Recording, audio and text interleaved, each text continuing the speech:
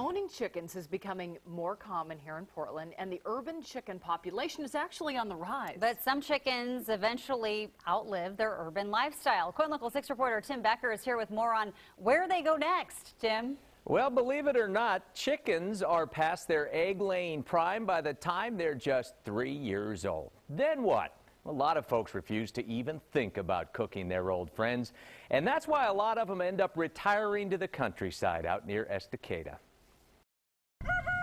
It is here, surrounded by flowers, nestled below fir trees. I hear you guys. There's food. That you'll find Shangri-La for chickens and desperado roosters. It's tough for them, but the reality is in the city that you can't have them, and so we just supply a nice place for them to go.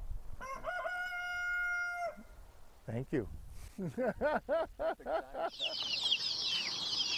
It begins smack dab in the city. Friday mail. Let me make sure I know which ones are which before I do this. A noisy box full of fuzz and fluff. We get them when they're about 3 days old here at the store.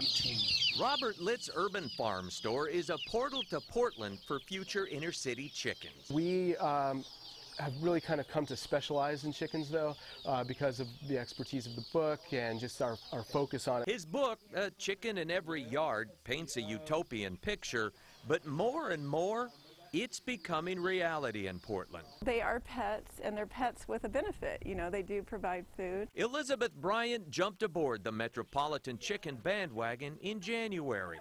She obeys the 3-chicken city limit, and Checkers the hen She got in the nesting box this morning for the very first time. is about to lay her first egg. But what happens when egg production tapers off after a couple years? Our chickens will basically stay here until they die. Not all chickens are city slickers for life, though. Some of them That's our skull.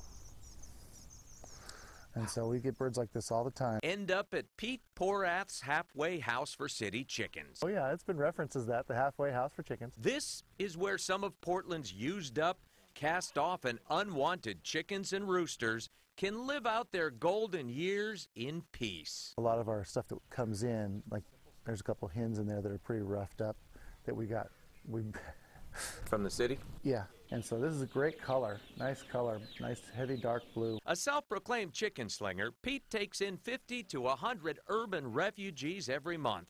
A good portion of them roosters. They're outlawed in the city. Look at those guys. But when young hens are delivered to the store, a rooster sometimes slips into the mix.